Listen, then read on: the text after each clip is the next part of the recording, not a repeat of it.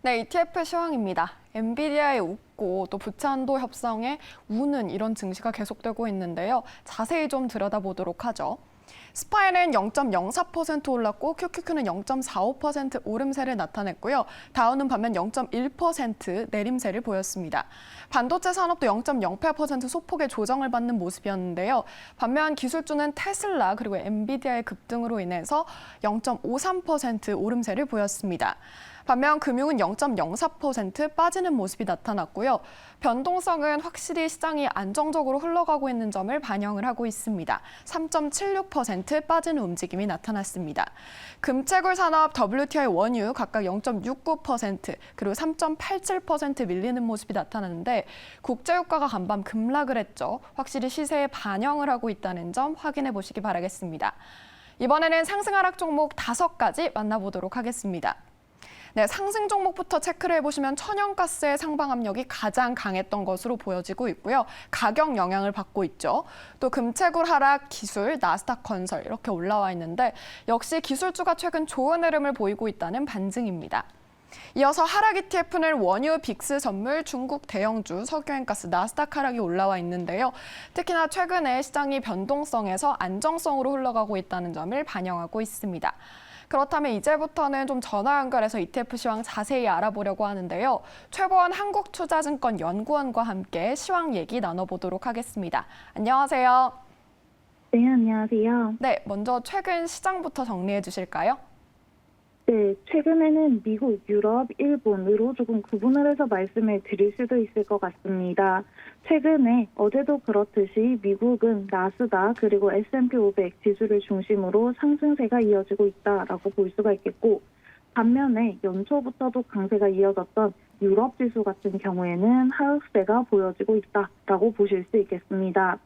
여기에 더해서 한 가지 최근에 또 관심이 높아진 게 바로 일본 지수다라고 볼 수가 있겠는데요. 니케이 지수 같은 경우에는 4월 실적이 기대보다도 양호했고 여기에 더해서 달러 강세 압력이 이어지면서 엔달러 환율이 140엔에 도달을 한 상황입니다.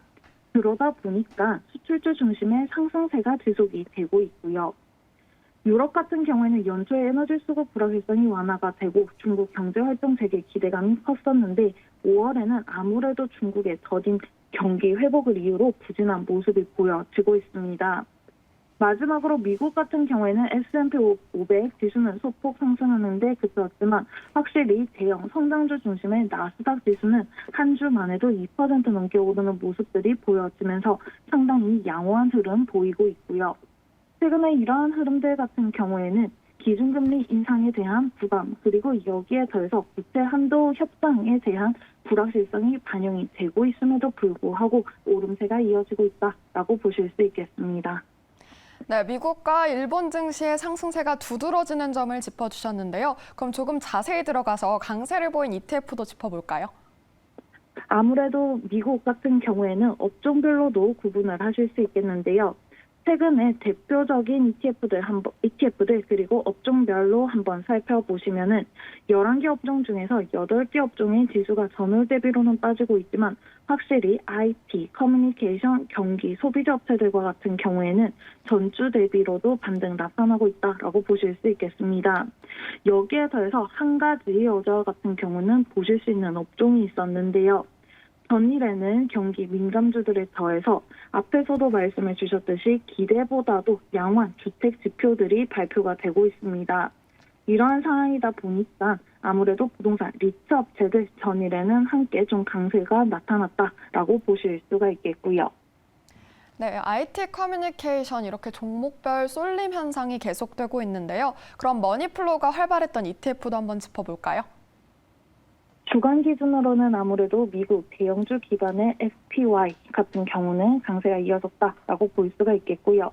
여기에 더해서 일본 주식 기반의 EWJ도 상당히 양호했습니다. 세부적으로 조금 구분을 지어서 업종별로는 반도체 업체들 중심의 속스 그리고 QQQM 그리고 SOXS 같은 경우는 상당히 머니플로우도 양호했다라고 보실 수가 있겠고요. 여기에 더해서 한 가지 사실은 반발 매수세 차원에서도 볼 수가 있는 게 바로 이 바이오테크 중심의 XBY로도 머니플로우 측면에서는 양호한 흐름이 보여졌다라고 보실 수 있겠습니다. 그리고 최근에 이제 엔비디아와 같은 기업들도 관심이 또 많으신데요. 미국 내에서도 대형 IT 그리고 퀄리티주들이 재부각이 되고 있는 상황입니다.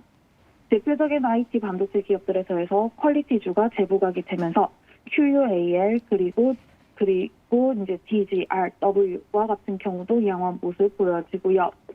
방금 경기 민감주들 좀 말씀을 드렸는데 경기 민감주 중심의 XLY 그리고 정책 관련주 중에서도 인프라 기업들이 포함이 되어 있는 페이브 같은 경우도 머니플로우 측면에서는 주목할 수 있는 ETF들이었습니다.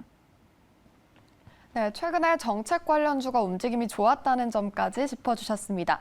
그렇다면 최근 신규 상장했거나 관심이 좀 유효한 ETF가 있을까요? 아무래도 최근에는 이제 두 가지 말씀을 드릴 수 있을 것 같습니다.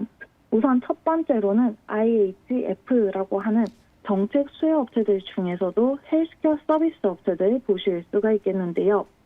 정책 수혜주들 중 하나라고 말씀을 드렸는데 지난번에는 방산과 보안 업체들이 포함이 되어 있는 ITA 그리고 CIBR과 같은 경우를 말씀을 드렸습니다. 아무래도 해당 업체들에 더해서 IHF 같은 경우에는 헬스케어 업체들 중에서도 실적이 양호한 기업들이 차트에서 보시는 바와 같이 상위에 포함이 되어 있지만 국채 한도 이슈로 인해서 일제히 좀 조정을 받은 이러한 기업들이 포함이 되어 있는 ETF입니다. 해당 업체들 같은 경우는 부채 협상이 어느 정도 마무리가 됨에 따라서 조금은 더 반발 매수세도 유입이 될 수 있는 기업이다라고 생각을 하고요.